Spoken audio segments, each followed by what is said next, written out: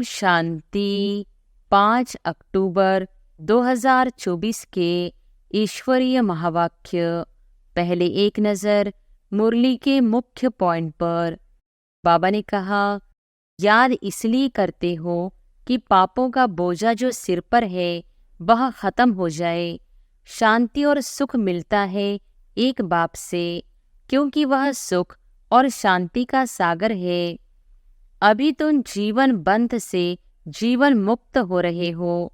सतयुग में कोई बंधन नहीं होता है, गाया भी जाता है सहज जीवन मुक्ति व सहज गति सद्गति। यह अपवित्र दुनिया है, एक भी पवित्र मनुष्य नहीं।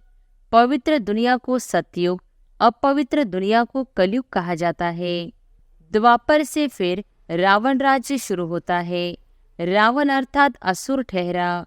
असुर कभी सत्य नहीं बोल सकते, इसलिए इसको कहा जाता है झूठी माया, झूठी काया। और फिर बाबा ने कहा, तुम जब सतयुग में हो तो सच्चा सोना ही हो। फिर चांदी पड़ती है तो चंद्रवंशी कहा जाता है। फिर तांबे की, लोहे की खाद पड़ती है द्वापर कलयुग में। तुम सच्चा सोना हो। योग बल से सारी खाद निकलकर बाकी सच्चा सोना बचता है। तुमको शांति भी है तो सुख भी प्राप्त होता है, तो क्या करना चाहिए? दुखधाम का संन्यास, इसको कहा जाता है बेहद का संन्यास। मूल है देह अभिमान, उसके बाद ही फिर और विकार आते हैं।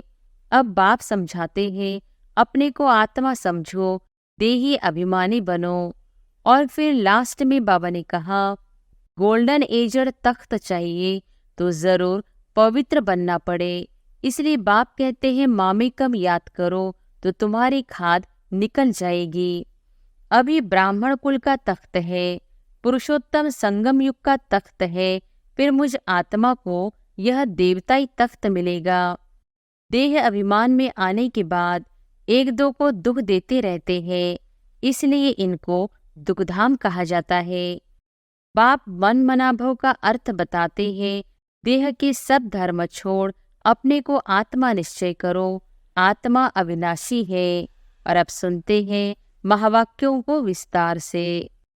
मुरली का सार। मीठे बच्चे, बाबा आया है तुम बच्चों से दुखधाम का संन्यास कराने। यही है बेहद का संन्यास। प्रश्न है, उन सन्यासियों के सन्यास में और तुम्हारे सन्यास में मुख्य अंतर क्या है? उत्तर है, वे सन्यासी घर बार छोड़कर जंगल में जाते, लेकिन तुम घर बार छोड़कर जंगल में नहीं जाते हो। घर में रहते हुए सारी दुनिया को कांटों का जंगल समझते हो।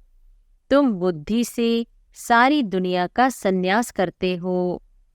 ओम शांति।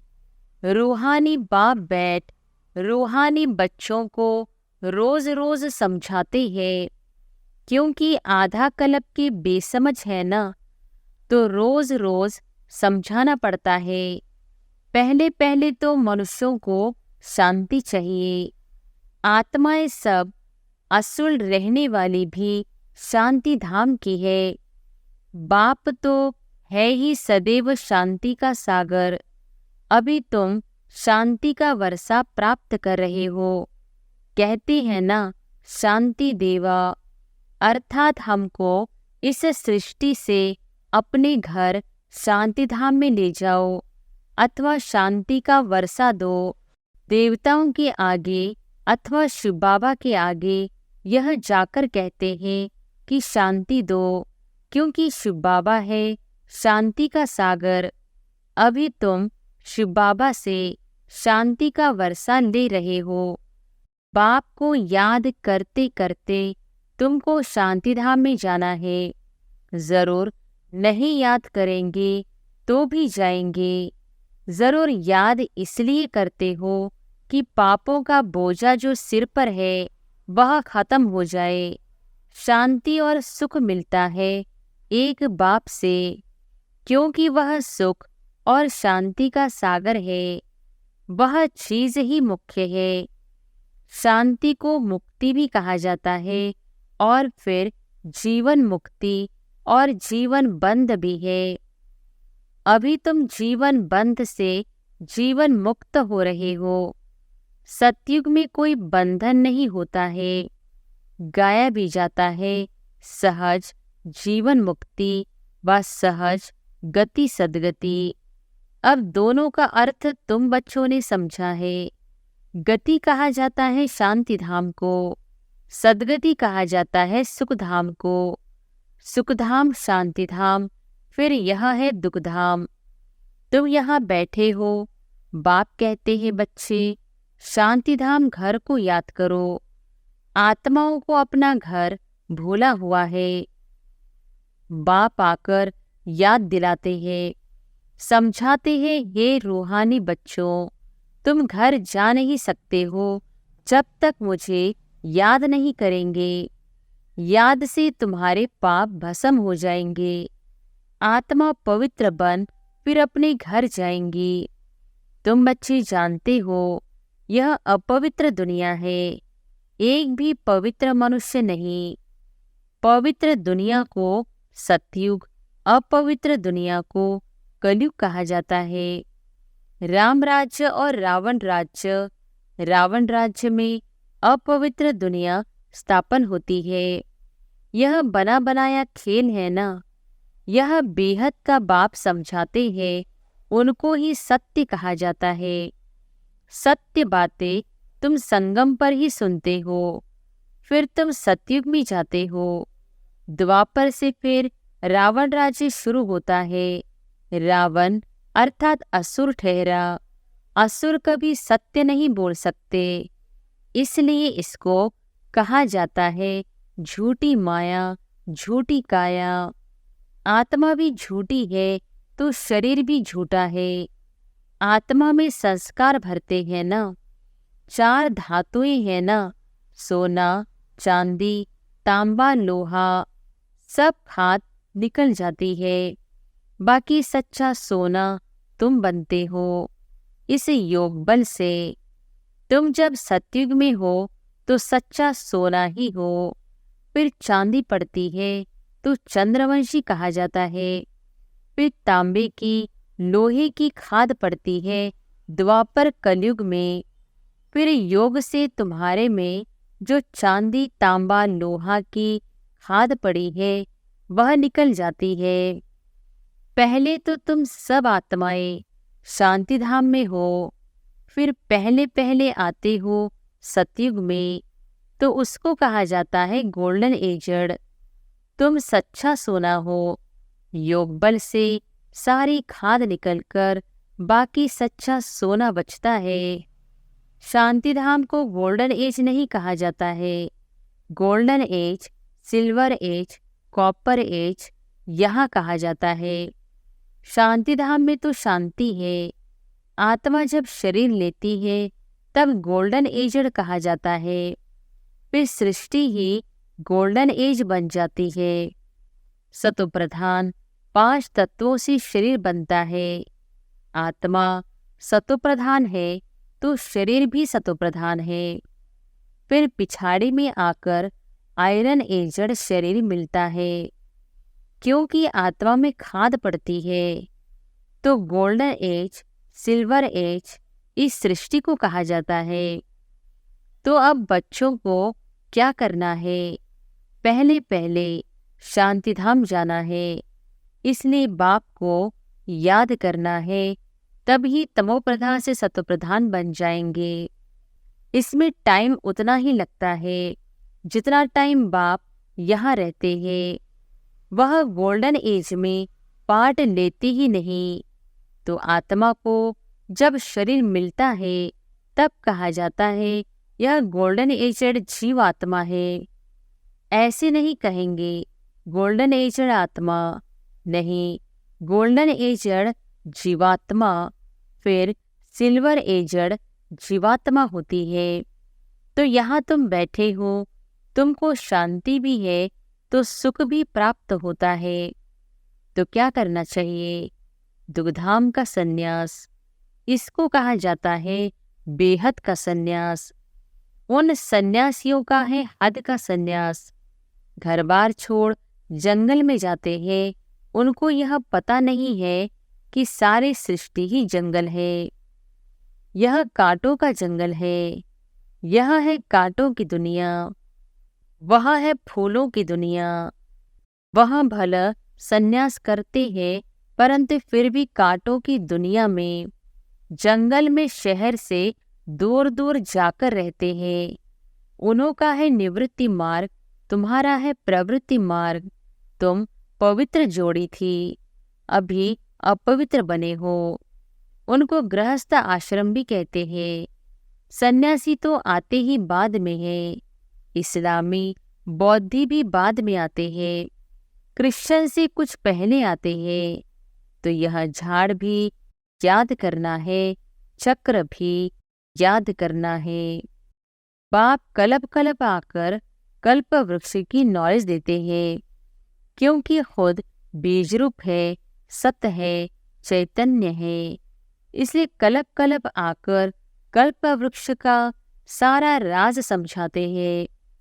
तुम आत्मा हो, परंतु तुमको ज्ञान सागर, सुख का सागर, शांति का सागर नहीं कहा जाता।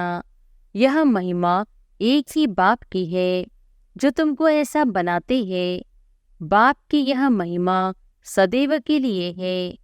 सदैव वह पवित्र है और निराकार है। सिर्फ थोड़े समय के लिए आते हैं पावन बनाने। सर्वव्यापी की तो बात ही नहीं। तुम जानते हो बाप सदैव वहाँ ही रहते हैं। भक्ति मार्ग में सदैव उनको याद करते हैं। सतयुग में तो याद करने की दरकार नहीं रहती है। रावण राज्य में तुम्हारा चिल्लाना शुरू होता है, वहीं आकर सुख शांति देते हैं, तो फिर जरूर अशांति में उनकी याद आती है। बाप समझाते हैं, हर 5000 वर्ष बाद मैं आता हूँ। आधा कल्प है सुख, आधा कल्प है दुख। आधा कल्प के बाद ही रावण राज्य शुरू होता है। इसमें पहला नंबर मूल है देह अभिमान। उसके बाद ही फिर और विकार आते हैं। अब बाप समझाते हैं, अपने को आत्मा समझो, देही अभिमानी बनो। आत्मा की भी पहचान चाहिए। मनुष्य तो सिर्फ कहते हैं आत्मा भ्रकुटी के बीच चमकती है। अभी तुम समझते हो वह है अकाल मूर्त। उस अकाल मूर्त आत्मा का तख्त यह शरीर है। आत्मा बैठती भी भ्रकुटी में है। अकाल मूर्त का यह तख्त है। सब चैतन्य अकाल तख्त है। वह अकाल तख्त नहीं जो अमृतसर में लकड़ी का बना दिया है। बाप ने समझाया है, जो भी मनुष्य मात्र है, सबका अपना अपना अकाल तख्ती है। आत्मा आकर यहाँ विराजमान होती है। सतयुग हो या कलयुग हो, आत्मा का तख्त है ही यह मनुष्य शरीर। तो कितने अकाल तख्त है? जो भी मनुष्य मात्र है, अकाल आत्माओं की तख्त है। आत्मा एक तख्त छोड़ झट दूसरा लेती है। पहले छोटा तख्त होता है, फिर बड़ा होता है। यह शरीर रूपी तख्त छोटा बड़ा होता है। वह लकड़ी का तख्त, जिसको सिख लोग अकाल तख्त कहते हैं, वह तो छोटा बड़ा नहीं होता। यह किसको भी पता नहीं है कि सब मनुष्य मात्र का अकाल तख्त यह भ्रकुटी है। आत्मा अकाल है, कब विनाश नहीं होती। आत्मा को तख्त भिन्न भिन्न मिलते हैं। सतयुग में तुमको बड़ा फर्स्ट क्लास तख्त मिलता है, उनको कहेंगे गोल्डन एजर। गोल्डन एजर तख्त। फिर उस आत्मा को सिल्वर, कॉपर, आयरन एजर तख्त मिलता है। फिर गोल्डन एजर तख्त चाहिए तो पवित्र जरूर बनना पड़े। इसलिए बाप कहते हैं, माँ में कम याद करो तो तुम्हारी खाद निकल जाएगी। फिर तुमको ऐसा देवी तख्त मिलेगा। अभी ब्राह्मण कुल का तख्त है, पुरुषोत्तम संगम युग का तख्त है। फिर मुझ आत्मा को यह देवताई तख्त मिलेगा। यह बातें दुनिया के मनुष्य नहीं जानते। देह अभिमान में आने के बाद एक दो को दुख देते रहते हैं, इसलिए इनको दुखधाम कहा जाता है। अब बाप बच्चों को समझाते हैं, शांति धाम को याद करो जो तुम्हारा असली निवास स्थान है। सुखधाम को याद करो, इनको भूलते जाओ, इनसे वैराग्य। ऐसे भी नहीं सन्यासियों में सर घर बार छोड़ना है। बाप समझाते हैं, वह एक तरफ अच्छा है, दूसरी तरफ बुरा है। तुम्हारा तो अच्छा ही है, उनका हठयोग अच्छा भी है, बुरा भी है। क्योंकि देवताएं जब वाम मार्ग में जाते हैं तो भारत को थमाने के लिए पवित्रता जरूर चाहिए, तो उसमें भी मदद करते हैं। भारत ही अविनाशी खंड है। बाप का भी आना यहाँ होता है, तो जहाँ पर बेहद का बाप आते हैं वह सबसे बड़ा तीर्थ हो गया ना। सर्व की सद्गति बाप ही आकर करते हैं, इसलिए भारत ही ऊंचे से ऊंचे देश है। मूल बात बाप समझाते हैं, बच्चे याद की यात्रा में रहो। गीता में भी मन मनाभव अक्षर है, परंतु बाप कोई संस्कृत तो नहीं बतलाते हैं। बाप मन मनाभव का अर्थ बताते हैं। देह के सब धर्म छोड़ अपने को आत्मा निश्चय करो। आत्मा अविनाशी है, वह कभी छोटी बड़ी नहीं होती। अनादि अविनाशी पाठ भरा हुआ है, ड्रामा बना हुआ है। पिछाड़े में जो आत्माएं आती है उनका बहुत थोड़ा पार्ट है।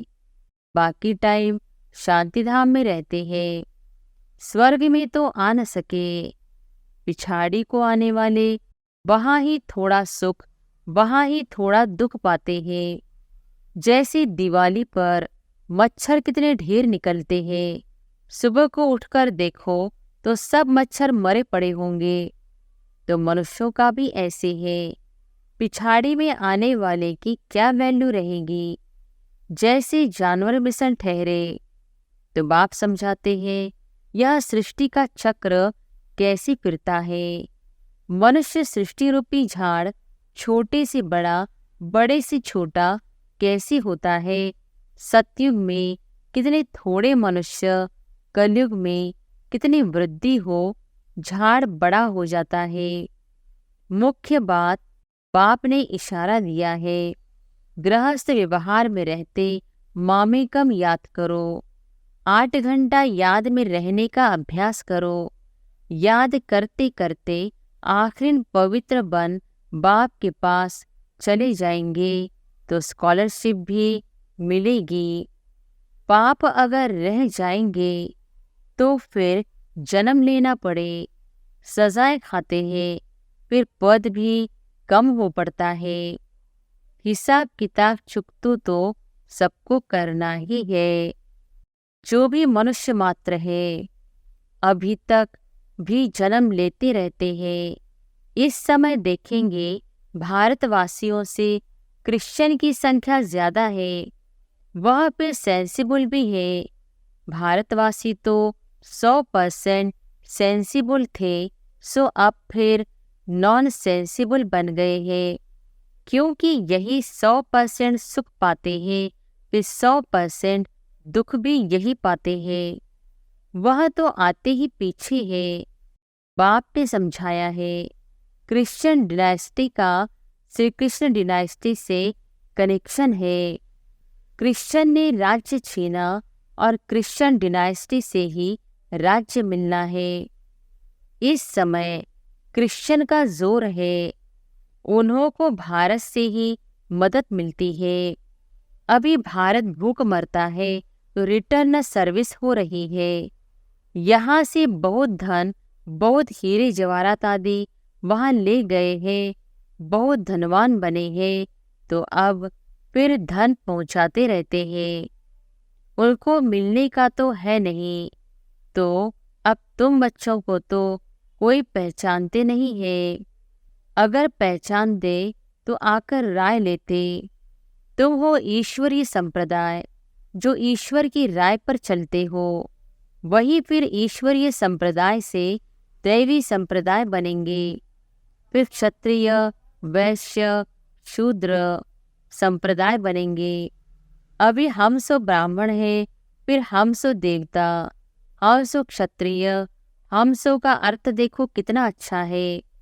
यह बाजुली का खेल है, जिसको समझना बहुत सहज है, परंतु माया भुला देती है, फिर दैवी गुणों से आसुरी गुणों में ले आती है। अपवित्र बनना आसुरी गुण है ना। अच्छा, मीठे मीठे सिकिलधे बच्चों प्रति माता पिता बाप दादा का याद प्यार और गुड मॉर्निंग। रूहानी बाप की रूहानी बच्चों को नमस्ते। धारणा के लिए मुख्य सार। पहली पॉइंट, स्कॉलरशिप लेने के लिए गृहस्थ व्यवहार में रहते कम से कम 8 घंटा बाप को याद करने का अभ्यास करना है। याद के अभ्यास से ही पाप कटेंगे और गोल्डन एजड तख्त मिलेगा। दूसरी पॉइंट, इस दुखधाम से बेहद का वैराग्य कर अपने असली निवास स्थान शांतिधाम और सुखधाम को याद करना है। देह अभिमान में आकर किसी को दुख नहीं देना है। वरदान है, कर्मों की हिसाब किताब को समझकर अपनी अचल स्थिति बनाने वाले सहज योगी भव। कर्मों की हिसाब किताब को समझकर अपनी अचल स्थिति बनाने वाले सहज योगी भव।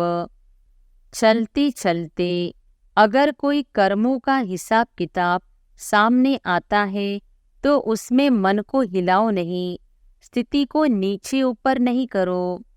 चलो आया तो परख कर उसे दूर से ही खत्म कर दो। अभी योद्धे नहीं बनो। सर्वशक्तिवान बाप साथ है तो माया हिला नहीं सकती। सिर्फ निश्चय की फाउंडेशन को प्रैक्टिकल में लाओ और समय पर यूज करो तो सहज योगी बन जाएंगे। अब निरंतर योगी बनो, युद्ध करने वाले योद्धे नहीं।